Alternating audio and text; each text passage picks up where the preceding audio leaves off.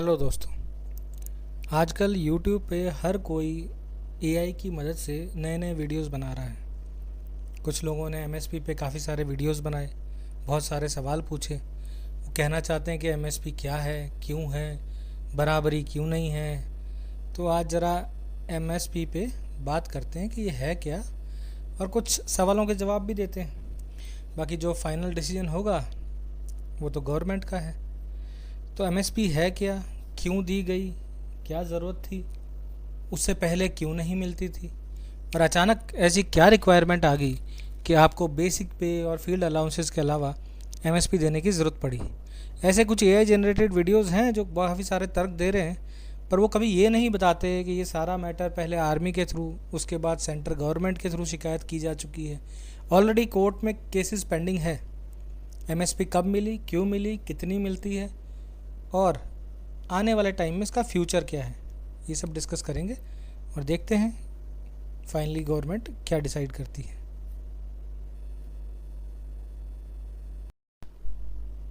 दोस्तों, MSP की शुरुआत हुई थी 6 पे कमीशन में, जो कि 1 जनवरी 2006 से लागू है।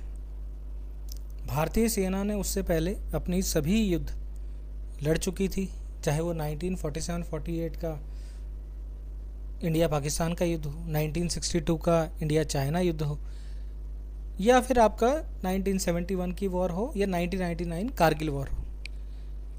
CI ऑपरेशन भी 89 से चल रहे हैं और पूरे 90s के दौर में चले। तो ऐसा तो नहीं था कि आर्मी में कोई रिस्क बढ़ गया था। तो प्रॉब्लम कहाँ थी 6 पे कमीशन में? तो सबसे पहले सबसे अच्छा साधन आजकल है ChatGPT। तो AI से पूछते हैं कि ऐसा क्या हुआ कि आर्मी हेडक्वार्टर को ऑब्जेक्शन देना पड़ा 6 पे कमीशन को, जिसके बाद ये ऑब्जेक्शन क्या थे और उनके रिजल्ट में MSP कैसे आया, ये देखने की कोशिश करेंगे। 6 पे कमीशन के बाद एक कमेटी ऑफ सेक्रेटरीज बनी, जिसको प्रणब मुखर्जी हेड कर रहे थे।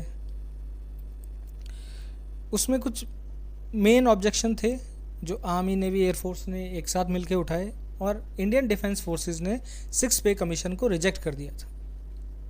उसके बाद ये जो प्रॉब्लम्स आई, एक तो बहुत बड़ा मुद्दा था loss of status and parity का, क्योंकि सिविल जो इंडिया में पे कमीशन आता है वो डिफेंस फोर्सेस के लिए अलग से नहीं आता है। आर्मी, नेवी, एयरफोर्स, आपकी सेंट्रल गवर्नमेंट सर्विसेज, CAPF, सबके लिए एक ही पे कमीशन आता है। जबकि बहुत सी कंट्रीज़ में पे मैट्रिक्स बिल्कुल अलग होती है, पर हमारे यहाँ सेम मैट्रिक्स में सभी सेंट्रल गवर्नमेंट एम्प्लॉयज़ आते हैं। तो उसमें जब ये होता है तो मैट्रिक्स मिलती नहीं है, या आपकी हार्डशिप्स को ढंग से दर्शाया नहीं जाता। तो एक प्रॉब्लम आती है कि आपके पे ग्रेड के हिसाब से आपकी सीनियरिटी डिसाइड की जाती है सेंट्रल गवर्नमेंट में। तो इस पे आर्मी का कहना ये था कि इस पे कमीशन के थ्रू हमारी पे कम बनती है, तो उससे हमारे को न्यू पे बैंड्स में और ग्रेड पे के हिसाब से बहुत से सिविलियन ऑफिसर्स हैं जो कि हमसे सीनियर बन जाते हैं because they are getting higher pay. उसके बाद दूसरा पॉइंट कि जो मिलिट्री हार्डशिप्स हैं जिसमें कि अनलिमिटेड लाइबिलिटी है। अभी अनलिमिटेड लाइबिलिटी क्या है? अनलिमिटेड लाइबिलिटी है कि आप आर्मी एक्ट 1950 के थ्रू बाध्य हैं, जिसमें कि आपके फंडामेंटल राइट्स जो कि आपको कॉन्स्टिट्यूशन ने दिए हैं वो भी कब किए जा सकते हैं गवर्नमेंट के द्वारा। ये लाइबिलिटी और कोई सेंट्रल गवर्नमेंट एम्प्लॉई नहीं देता है। पोस्टिंग्स काफ़ी रहती हैं, फैमिली से सेपरेशन है, ऑपरेशनल रिस्क भी है, और एक बहुत बड़ी प्रॉब्लम है कि आर्मी को यंग रखने के लिए डिफरेंट रैंक्स पे रिटायरमेंट हो जाता है। तो बहुत ही अर्ली आपका रिटायरमेंट हो जाता है, तो उसको कैसे कंपनसेट करेगा गवर्नमेंट ऑफ इंडिया, इस पे था। वहीं पर डिफेंस फोर्सेस की तरफ से ही रिक्वायरमेंट गई कि हमें एक एडिशनल एक्स फैक्टर पे चाहिए। एक्स फैक्टर पे जो US में होती है वैसी एक एक्स फैक्टर पे चाहिए। इससे क्या होगा? ये आपकी बेसिक पे का पार्ट नहीं होगी, ये आपके अलाउंसेस का पार्ट नहीं होगा, बट ये एक एडिशनल पे होगी जो कि आपको दी जाएगी सेंट्रल गवर्नमेंट के द्वारा।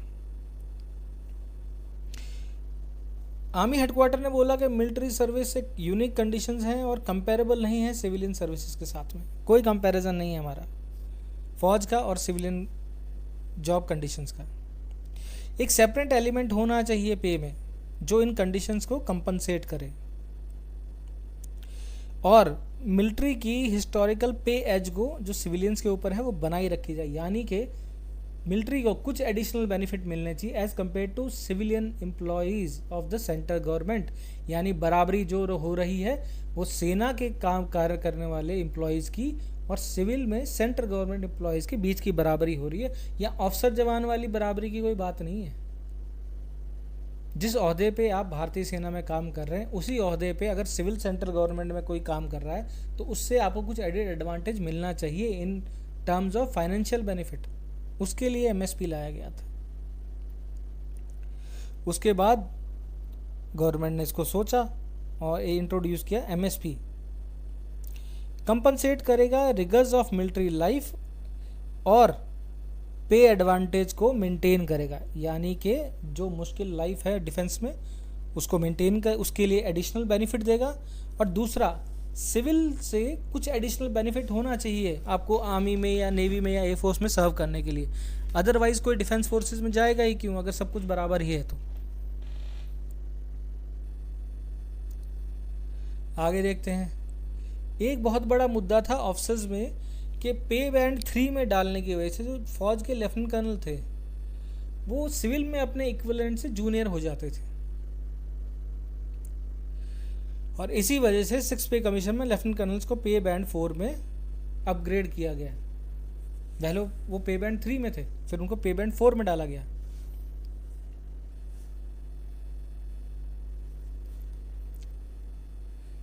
उसमें यह भी बताया गया कि इससे फ़र्क पड़ेगा बिटवीन रैंक अफेक्टली कमांड अथॉरिटी और मिलिट्री हायरार्की में, तो इसलिए इन चीज़ों को मानना चाहिए। और साथ ही साथ रिस्टोरेशन होना चाहिए हिस्टोरिकल पे relation between military ranks comparing with civilian ranks, यानी कि एमएसपी का सारा खेल जो है ये बराबरी का है या एक एडवांटेज का है between ranks and files and officers of the defence forces with the civilian counter parts जो कि सिविल में काम करते हैं। उसका रिजल्ट ये हुआ कि एक एमएसपी अलग से इंट्रोड्यूस की गई, लेफ्टिनेंट कर्नल को पे बैंड 4 में डाला गया, और ये सब प्रणब मुखर्जी के अंदर जो कैबिनेट सेक्रेटरी कमेटी थी उसने डिसाइड किया। ठीक है, तो हमें रीज़न पता चला कि क्यों एमएसपी इंट्रोड्यूस की गई। क्योंकि 6 पे कमीशन ने जो रिकमेंडेशंस दी थी उसमें जो डिफेंस फोर्सेस के एम्प्लॉयज़ हैं उनको कोई एडेड एडवांटेज नहीं मिल रहा था ओवर द सिविलियन एम्प्लॉयज़। उनकी हार्डशिप्स को और अनलिमिटेड लाइबिलिटी को कोई फाइनेंशियल बेनिफिट दे के कंपनसेट नहीं किया जा रहा था। और साथ ही साथ जो लेफ्टिनेंट कर्नल्स थे वो तो सिविलियन काउंटर पार्ट से जूनियर हो जाते हैं, उनसे कम सैलरी लेंगे, तो उनको तो अपग्रेड करना पड़ा पे बैंड 4 में। तो ये वो कारण थे जिस वजह से एमएसपी आई। अदरवाइज जिन लोगों ने 1947-48 की वॉर लड़ी है, 62 की चाइना वॉर लड़ी है, 71 की वॉर लड़ी है, कारगिल वॉर लड़ी, या जो 90s में ऑपरेशंस कर रहे थे कश्मीर वैली में, उन्हें कभी एमएसपी क्यों नहीं दी गई? सिर्फ जान देने वाली बात नहीं है, बात थी पे मैट्रिक्स की एनोमलीज की। तो एमएसपी क्यों लाया गया? क्योंकि पे मैट्रिक्स में एनोमली थी, उस एनोमली को ठीक करने के लिए एमएसपी को इंट्रोड्यूस किया गया, सो दैट जो हिस्टोरिकल एडवांटेज मिलिट्री फोर्सेस को मिलता था, डिफेंस फोर्सेस को मिलता था over their civilian counterparts, वो बना रहे, यानी बराबरी हो रही है फौज की रैंक्स एंड फाइल्स की with their civilian counter parts. MSP फौज के अंदर गेम खेलने वाली चीज़ नहीं है, बल्कि एक पैरिटी है with the civilian counter parts.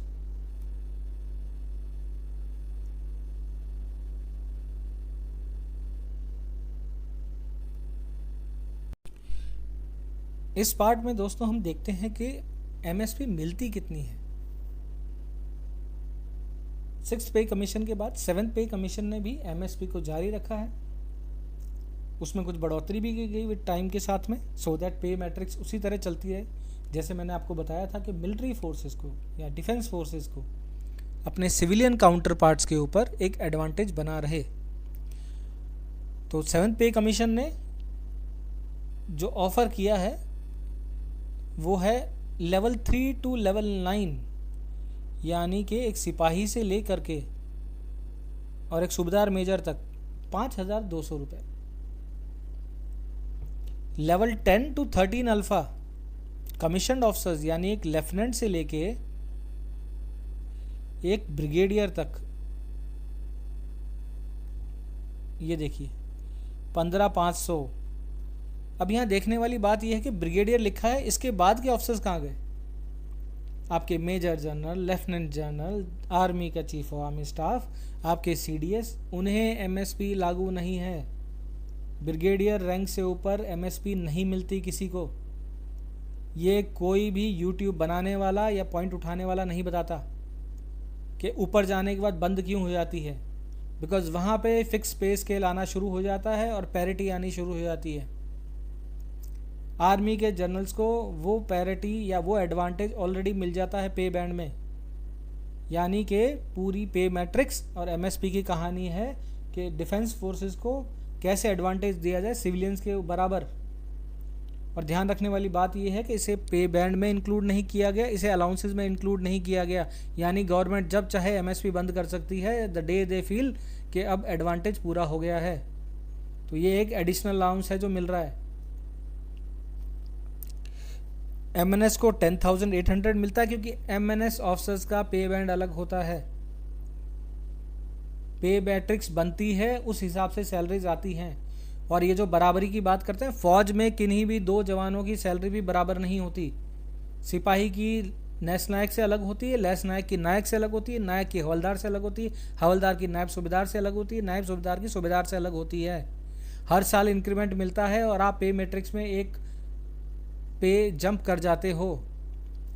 तो अगर आप फौज ज्वाइन करते हैं 2019 में एज ए सिपाही और आप फौज ज्वाइन करते हैं 2020 में एज ए सिपाही, आपकी बेसिक पे अलग होगी। फौज में भी सिपाहियों में भी कोई बराबरी नहीं है, सबकी सैलरी अलग अलग होती है। प्रोपेगेंडा करना अलग चीज होती है।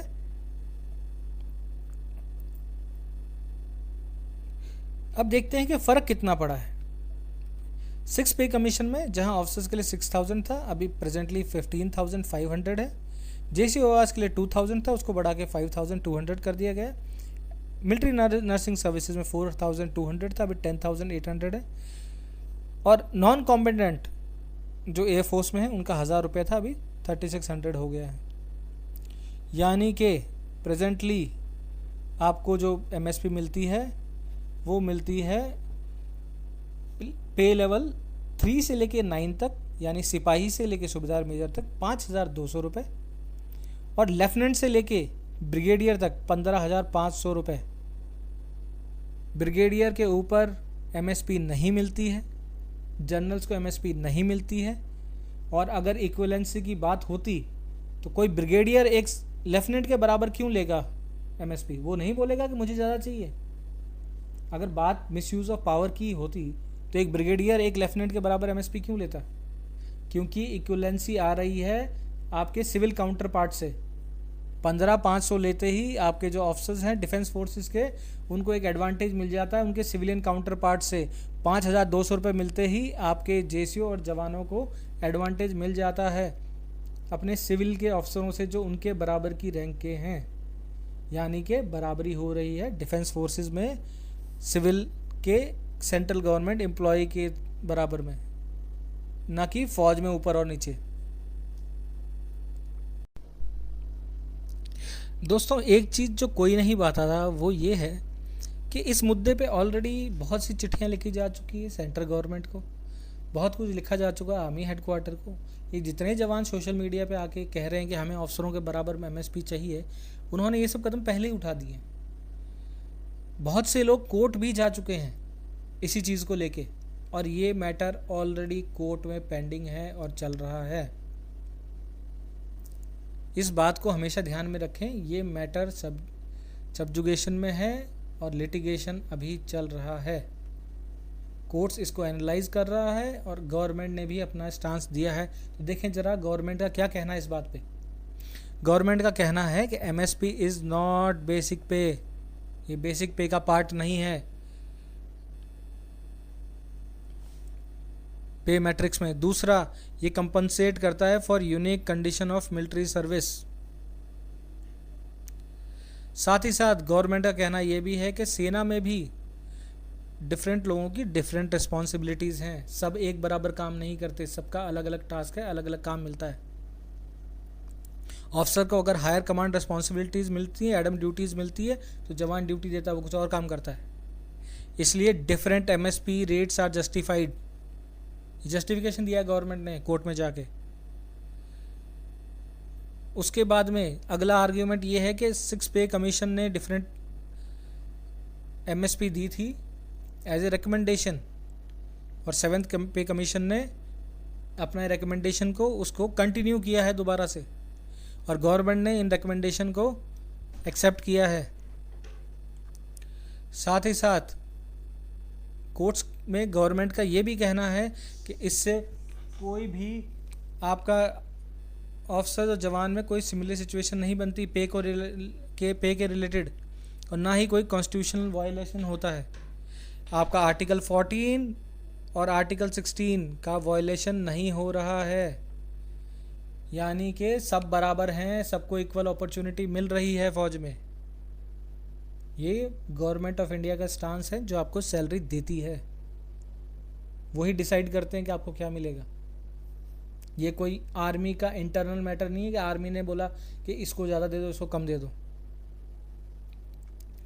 उसके बाद गवर्नमेंट का कहना ये है कि डिसीजन जो है सैलरीज पे, अलाउंस पे, वो एग्जीक्यूटिव पॉलिसी का डोमेन है, यानी कि गवर्नमेंट डिसाइड करेगी किसको क्या देना है।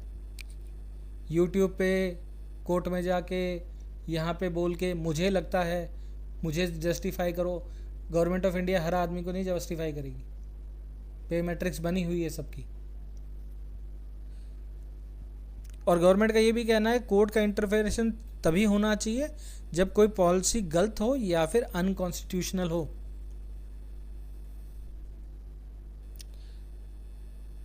अब इसमें जो पेटिशनर है उसका क्या कहना है, ये जवान क्या कह रहे हैं जो कोर्ट में गए। यूट्यूब पे तो वो नहीं बता रहे कि हम ऑलरेडी कोर्ट केस लड़ रहे हैं इस चीज़ पे। वो कहते हैं कि ये इंट्रोड्यूस की गई थी बिकॉज मिलिट्री पर्सन सिमिलर पे ग्रेड नहीं है, इसलिए सिविलियन से कम मिलता है। कहते हैं कि सबको सेम रिस्क ऑफ लाइफ है, फील्ड पोस्टिंग सभी की आती है, सेपरेशन सभी का है, ये इन कारणों की वजह से तो दिया गया है। तो वो कह रहे हैं कि सबको एक बराबर मिलनी चाहिए, पर अगर सबको एक बराबर मिलेगी तो आपकी पैरिटी सिविल वालों से कैसे बैठेगी फिर। एक ब्रिगेडियर सिविल में पे बैंड 3 से तो बराबरी करता नहीं है, वो अपने इक्विवेलेंट से ही सिविल में बराबरी करेगा।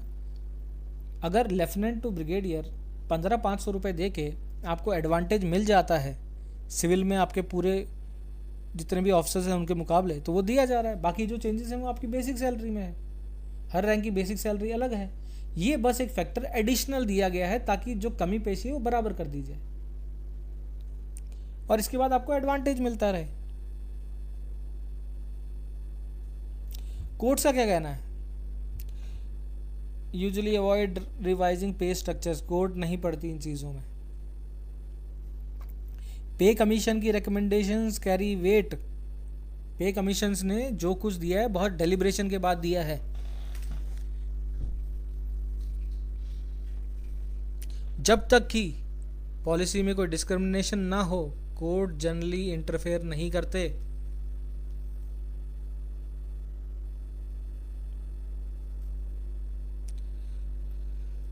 और कोर्ट ने यह भी कहा है equal pay requires equal work, doctrine of equal pay for equal work applies only when duties, responsibilities, qualification, accountability are substantially the same. एक जवान सिर्फ अपनी ड्यूटी के लिए जिम्मेदार होता है, एक कमांडिंग ऑफिसर पूरी बटालियन के लिए जिम्मेदार होता है, तो ये दोनों बराबर कैसे हो गए। एक आदमी की जिम्मेदारी है पूरी बटालियन की सबको जिंदा रखने की, और एक आदमी की जिम्मेदारी बस अपना ड्यूटी ढंग से करने की। एक ब्रिगेडियर पूरी ब्रिगेड संभालता है, तो क्या एक ब्रिगेडियर की जिम्मेवारी और एक सिपाही की जिम्मेदारी बराबर है। तो ये पॉइंट है जो कि कोर्ट ने दिया है, और कोर्ट ने ये भी माना है कि ऑफिसर्स और जवानों का रोल फौज में अलग अलग है, वो सेम काम नहीं करते, उनका रिक्वायरमेंट अलग अलग है।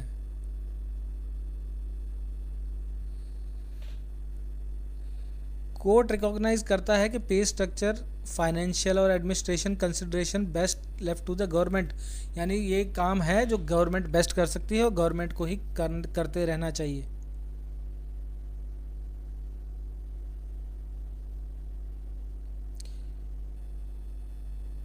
सिक्स पे कमीशन का इंपॉर्टेंट पॉइंट क्या था? Especially officers was disadvantages compared with civilian officers after the introduction of higher pay for civilians। Six pay commission ने देखा कि भारतीय डिफेंस फोर्सेस के जो अधिकारी गण हैं उनकी सैलरी कम है एज कंपेयर टू उनके सिविलियन काउंटर पार्ट्स, यानी बराबरी हुई है सेना के अधिकारियों की सिविल के अधिकारियों से, और उनको उनसे कम तनख्वाह मिलती है। ये सिक्स पे कमीशन ने नोटिस किया पे मैट्रिक्स में, और एमएसपी को इंट्रोड्यूस किया to partially restore their relativity, कि पार्शली कुछ तो रिस्टोर हो, कुछ तो बेनिफिट मिले। और सेम चीज दी गई डिफरेंट एमएसपी अमाउंट्स के द्वारा पीबीओआर को भी, based on differing responsibilities and status.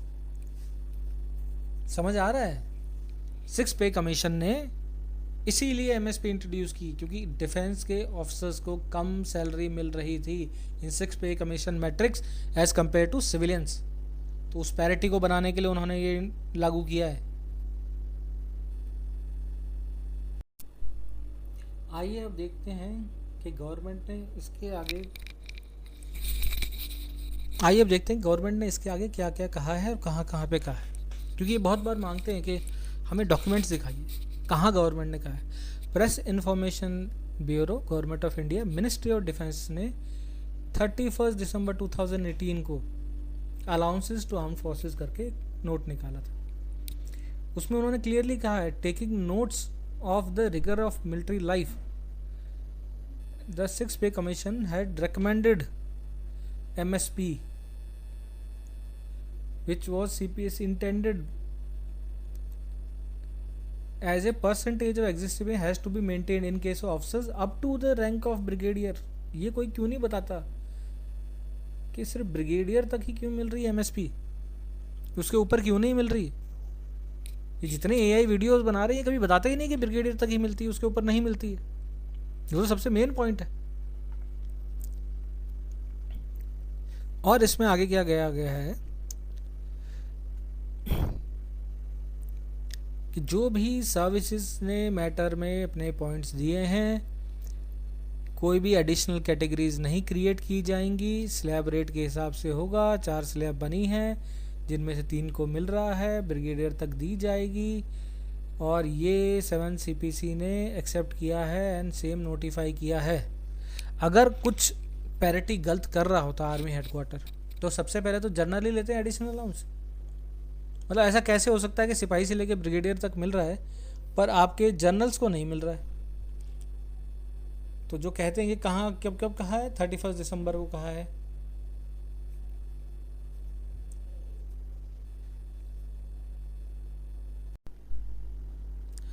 MSP का मेन ऑब्जेक्टिव क्या था? आफ्टर ऑल ये दी ही क्यों गई है? To restore the edge in pay जो कि सोल्जर्स ने हिस्टोरिकली इंजॉय किए ओवर सिविलियन पोस्ट। इस बात में तो कोई भी शक नहीं है कि फौजियों को सिविल के एम्प्लॉय से ज़्यादा इज्जत मिलनी चाहिए, बढ़िया पे स्ट्रक्चर मिलना चाहिए। इसी चीज़ को गवर्नमेंट ने एमएसपी के द्वारा इंश्योर किया है।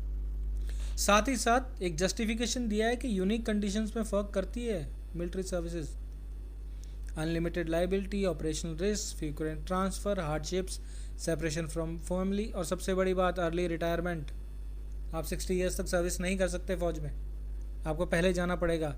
और to reduce the pay gap, यानी एक पे गैप एग्जिस्ट करता है between defence forces and civilians, इसको पैरिटी लाने के लिए और कंपेरेबल स्टेटस देने के लिए एमएसपी को इंट्रोड्यूस किया गया।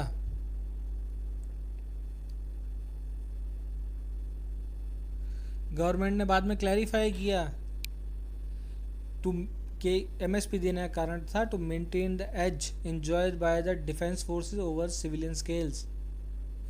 तो एमएसपी सिर्फ एक अदर अलाउंस नहीं है। फौज में आपको रिस्क और हार्डशिप अलाउंस मिलता है, रिस्क एंड हार्डशिप अलाउंस।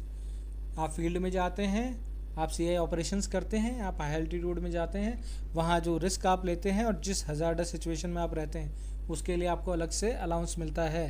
पर एमएसपी कोई अलाउंस नहीं है, ये एक स्ट्रक्चरल करेक्शन है ताकि सोल्जर्स को सिविलियंस के मुकाबले कम पे ना मिले।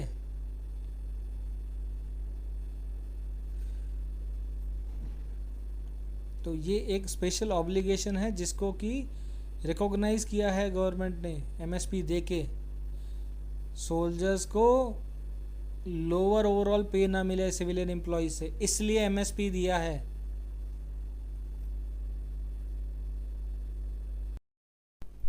चलिए अब थोड़ा पे मैट्रिक्स को भी देख लेते हैं। इस पे मैट्रिक्स में जो कि 7 सीपीसी की है, 10 से लेके 13 अल्फ़ा तक एमएसपी लागू है। यहाँ से लेके यहाँ तक एमएसपी, इन सबको एमएसपी लागू नहीं है, इनको भी लागू नहीं है। ना मेजर जनरल को मिलती है, ना लेफ्टिनेंट जनरल को मिलती है, चीफ ऑफ आर्मी स्टाफ को भी नहीं मिलती। तो जो लोग कहते हैं कि फ़ौज में सैलरी बराबर होनी चाहिए, ये कहाँ है लेफ्टिनेंट की सैलरी बराबर? कहाँ है ये लेफ्टिनेंट कर्नल्स की सैलरी बराबर? हर साल आपकी पे मैट्रिक्स में चेंज होती है, हर साल आपको इंक्रीमेंट मिलता है। जब आप पहली बार लेफ्टिनेंट कर्नल बनेंगे तो आपकी बेसिक पे होगी इतनी, 1 साल के बाद में इतनी हो जाएगी, यानी हर साल जो जो कमीशन होता है उसकी सैलरी अलग होती है। चलिए अब थोड़ा फ्यूचर की बात करते हैं। मैटर ऑलरेडी कोर्ट में है, कोर्ट डिसाइड कर रहे हैं। नेक्स्ट पे कमीशन ऑलरेडी अनाउंस हो चुका है। तो 8th पे कमीशन ने एक क्वेश्चनर दिया है, इससे हमें पता चलेगा कि इस एमएसपी का फ्यूचर क्या है।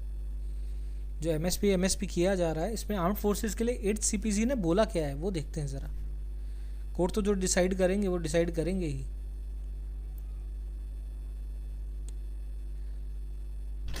क्वेश्चन नंबर 15 एंड 16 8th पे कमीशन के क्वेश्चनेयर में आर्म्ड फोर्सेस के लिए 2 क्वेश्चंस हैं, 15 and 16।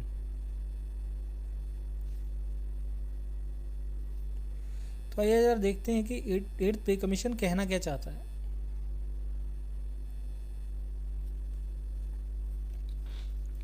Military service pay is currently admissible to personals of armed forces. This was in recognition of the special nature of their duty. In this context, and given the changing nature of their jobs, how should the pay of soldiers, sailors, and Air Force personnel be determined? How should it relate to the starting salary in government or the pay of a constable in CAPF and police? भाई military service पे दी थी क्योंकि arm forces के लोग थोड़ा special तरह की duty करते हैं, उसमें आजकल चेंजिंग नेचर ऑफ जॉब हो गया है, भैया काम बदल गया है 7th पे कमीशन से अभी तक। तो जो फौज के सिपाही, नेवी के सेलर्स और एयरफोर्स के पर्सनल्स हैं उनकी पे को कैसे डिटरमाइन किया जाए और कैसे रिलेट किया जाए CAPF पुलिस से। अगर आप फौज में ये कहते हैं कि हमारे जाना खतरा है, तो CAPF भी तो एंटी टेररिस्ट ऑपरेशन लड़ रही है कश्मीर में, CRPF BSF वो भी तो लड़ रहे हैं, वो भी तो जान दे रहे हैं, उन्हें तो MSP नहीं मिलती, क्या उनकी जान को खतरा नहीं है? और पुलिस का क्या, JNK पुलिस के जवान तो रोज़ लड़ रहे होते हैं टेररिस्ट से, और वो तो वहीं के रहने वाले, उन्हें तो घर पे खतरा है, अपने घर नहीं जा पाते, तो क्या वो जान की बाजी नहीं लगा रहे? उन्हें MSP क्यों नहीं मिल रही अगर ये सिर्फ जान के खतरे के लिए है? तो इस सवाल का मतलब क्या निकला अब, और फ्यूचर क्या है? जहाँ तक मुझे लगता है फ्यूचर में गवर्नमेंट MSP को बंद कर देगी। No MSP in future. Basic pay लो, अलाउंस लो, खुश रहो, ना कोर्ट जाओगे ना यूट्यूब पे वीडियो आएंगे। अगर गवर्नमेंट आपके लिए कुछ अच्छा करती है, आपको कोई एडवांटेज देती है, तो आप प्रोपेगेंडा करने लग पड़ते हो, क्योंकि सीएपीएफ को और पुलिस को नहीं मिलती। एमएसपी पे अगर किसी को सवाल उठाना चाहिए तो वो फौज के सिपाही नहीं है, वो सीएपीएफ और पुलिस वाले हैं कि हम भी तो सेम ड्यूटी कर रहे हैं, हम भी आरओपी करते हैं, हम भी एम्बुश लगा रहे हैं, हम भी कॉर्डन सर्च कर रहे हैं। जो फौज करती है वो सारा काम हम कर रहे हैं। पुलवामा में 40 जाने सीआरपीएफ ने दी थी, उनके लिए खतरा नहीं है, उन्हें एमएसपी क्यों नहीं दे रहे? तो यहाँ तो गंगा भी उल्टी बह रही है। जिनको एक्स्ट्रा पैसा मिल रहा है वो कह रहे हैं कि भाई हमारी आपस में बराबरी करो। चलिए एक चीज़ और देख लेते हैं कि इसके अलावा क्या कहा है 8th पे कमीशन ने। देश में पेंशनर बहुत ज़्यादा हो गए हैं, इतने लोग तो सर्विंग नहीं है जितने पेंशनर हैं। और पेंशन का जो फंड है, जो अमाउंट ऑफ पेंशन है, वो सैलरी से भी ज़्यादा हो गया है। यानी कि जितने लोग फौज में सैलरी नहीं ले रहे उससे ज़्यादा लोग पेंशन ले रहे हैं, और उससे पेंशन का बिल भी इंक्रीज हो जाता है।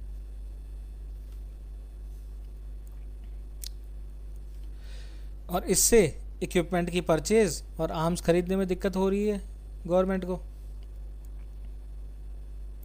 और मॉडर्नाइजेशन नहीं हो पा रहा है और ना ही मेंटेनेंस हो पा रहा है। आगे अब मेन इंटेंशन आती है, what changes would you recommend to contain increase in defence man power की cost and pension bill. Man power की कॉस्ट बढ़ती जा रही है फॉर गवर्नमेंट को, और पेंशन का बिल बढ़ता जा रहा है, और मॉडर्नाइजेशन भी करना है। यानी कि एक आदमी 15 साल सर्विस करता है और उसके बाद मरते दम तक की पेंशन लेके चला जाता है। अगर वो 20 साल की उम्र में फ़ौज ज्वाइन करता है और 15 साल सर्व करता है, तो at the age of 35 he is retired. इसके बाद में यही आदमी अगर 80 साल तक जीता है तो ये कितने साल पेंशन लेगा?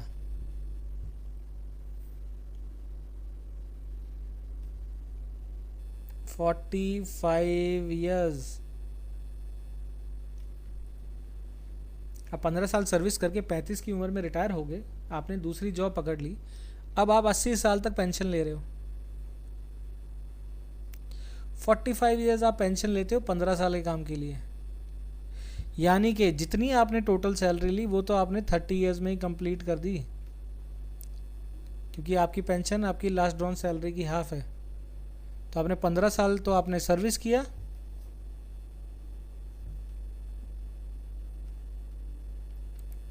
$15 ईयर्स की सर्विस,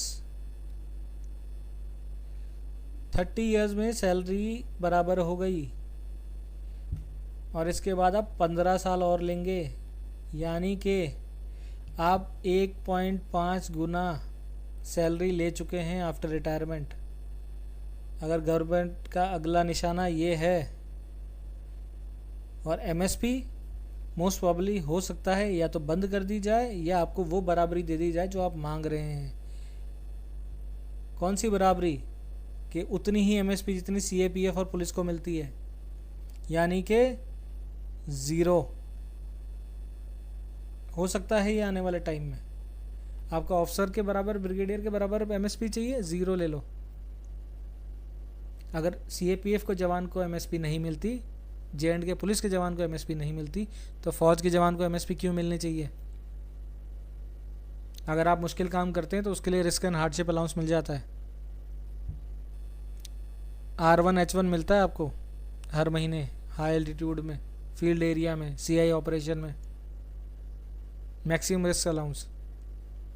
वही सीएपीएफ को भी मिलता है और वही पुलिस को भी मिलता है। जॉब करने के लिए आपको पे ब्रैकेट के हिसाब से सैलरी मिलती है। एमएसपी एक एडेड एडवांटेज था।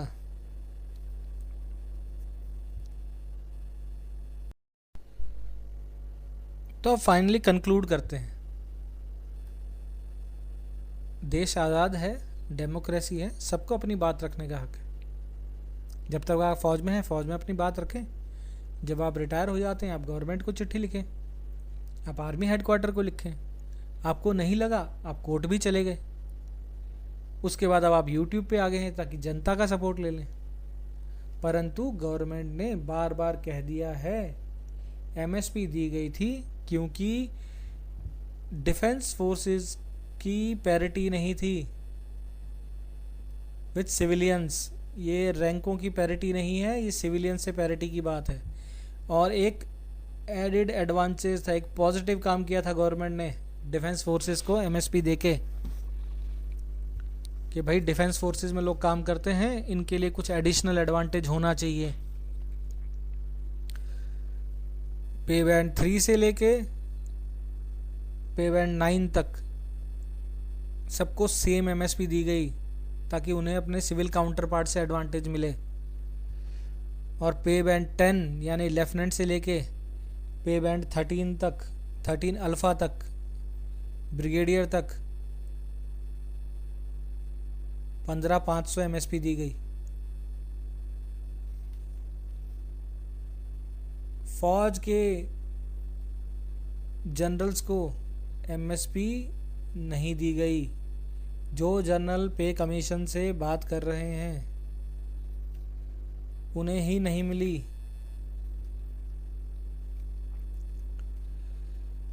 एक जनरल खुद गवर्नमेंट से बात करता है कि एमएसपी दो और खुद नहीं लेता, और फिर लोग कह रहे हैं कि भाई हमारे साथ नाइंसाफ़ी हो रही है। तो सेना के जवान को समझना चाहिए कि सब पागल नहीं है। गवर्नमेंट कुछ देती है तो सोच समझ के देती है, और बहुत से लोग बैठे हैं ये देखने के लिए किसी के साथ अन्याय ना हो। कोर्ट में मैटर ऑलरेडी है एंड आप यूट्यूब वीडियो बनाते रहें। जहाँ तक लग रहा है 8th पे कमीशन में आपको एमएसपी नहीं मिलेगा, तो अब आपको बराबरी चाहिए थी तो अब बराबरी कर लीजिए सीएपीएफ और पुलिस से। प्रॉब्लम ये है कि जब आपको कोई बेनिफिट मिलता है तो आप खुद उसको कटवाने के लिए सबसे पहले दौड़ पड़ते हैं कि आओ कुछ लंगर गप चला दी जाए। तो फाइनली कंक्लूजन यही है, फौज की सर्विसेज डिफ़िकल्ट है, अलग अलग टेरेन में काम करना पड़ता है, परिवार से दूर है, अनलिमिटेड लायबिलिटी है। दूसरा 6 पे कमीशन की मैट्रिक्स में बराबरी नहीं मिल पा रही थी सिविलियन से, इसलिए एमएसपी आई, और आई थी तो आर्मी हेडक्वार्टर ने कोशिश किया कि उसको कंटिन्यू रखा जाए और एडवांटेज मिलता रहे। परंतु अब जब इतने कोर्ट केसेस और इतना कुछ हो गया है तो अब वक्त आ गया जब एमएसपी जानी चाहिए। आप डिज़र्व नहीं करते कुछ एडिशनल। जब भी आपको कोई बेनिफिट दिया जाएगा आप अपने पाँव पे खुद ही कुल्हाड़ी मार लेंगे। तो फ्यूचर के लिए रेडी रहें, नो मोर एमएसपी। स्पेशली जो रिटायर्ड हैं जिनको सबसे ज़्यादा मज़ा आता है ये काम करके।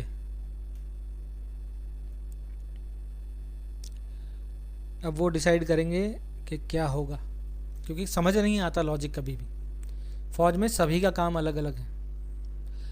और एक पॉइंट तो रह ही गया जिसके बारे में कोई बात नहीं करता। अगर ऐसा है कि भाई सबका काम अलग है, सबका रिस्क अलग है, तो ऐसा तो है नहीं फौज में। इन्फेंट्री वाला कहेगा सबसे ज़्यादा एमएसपी मुझे दो, पैरा कमांडो कहेगा सबसे ज़्यादा मुझे दो। भाई वो तो पूरे दिन ऑपरेशन ही कर रहे हैं।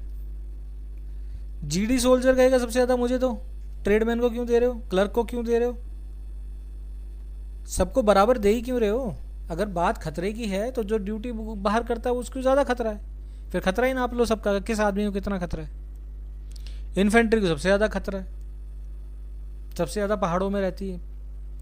फौज में ऐसे ऐसे जवान हैं जो कभी फॉरवर्ड पोस्ट पे गए नहीं, तो उन्हें एमएसपी मिलनी चाहिए। पैरा के जवान जो हमेशा ऑपरेशंस में रहते हैं उन्हें ज़्यादा एमएसपी क्यों नहीं मिलनी चाहिए। उन्हें एक आम सिपाही के बराबर क्यों मिले, सेम रैंक पे सेम क्यों मिले। जीडी सोल्जर एक ट्रेडमैन के बराबर क्यों ले और क्लर्क के बराबर क्यों ले। ये पॉइंट तो कोई नहीं उठा रहा कि भाई सबसे ज़्यादा एमएसपी तो इन्फेंट्री डिजर्व करती है। अगर सीआई ऑपरेशंस की बात है, जान का खतरा, जाना खतरा तो फौज में सबको अलग अलग है। जो कॉर्डन सर्च करेगा, एम्बुश लगाएगा, पेट्रोलिंग में जाएगा, उसको जान का खतरा ज़्यादा है रात दिन वो जो अपॉइंटमेंट लेके किसी स्टोर में बैठा है। ये पॉइंट कौन उठाएगा।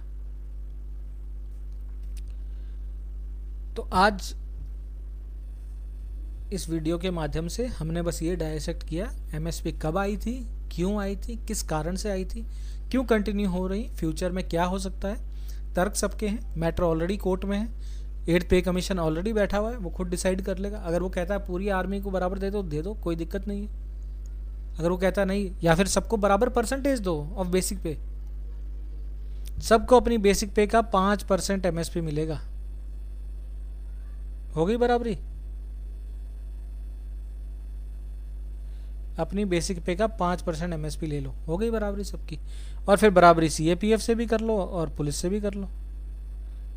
दुनिया में बराबरी कहीं भी नहीं होती, कोई दो आदमी सेम काम नहीं करते। फौज में कोई दो लोग एक सैलरी नहीं लेते, सबकी सैलरी में डिफरेंस है। ये बात इन वीडियोस में कोई नहीं बताता कि हर बैच जो जिस साल में भर्ती होता है उसके अगले साल आने वाले की सैलरी उससे कम होती है, बेसिक पे कम होती है। बेसिक पे हर साल रिवाइज होती है, इंक्रीमेंट मिलता है बेसिक पे में। वहाँ तो कोई बराबरी नहीं है। चलिए आज के लिए इतना ही। कुछ पॉइंट थे जो मेरी नज़र में आए, काफ़ी इस तरह के वीडियोस आ रहे हैं तो मैंने सोचा कि अपने पॉइंट्स रखे जाएं। बाकी अगर आपको लगता है कि इसमें कुछ और बात है यार, आप कोई और पॉइंट रखना चाहते हैं तो अपना पॉइंट ज़रूर रखें, कमेंट्स में डालिए। अगर कुछ समझ में आता है तो बताया जाएगा। साथ ही साथ ChatGPT का इस्तेमाल करें, AI का इस्तेमाल करें।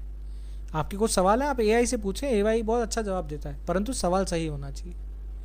चलिए, धन्यवाद एंड जय हिंद।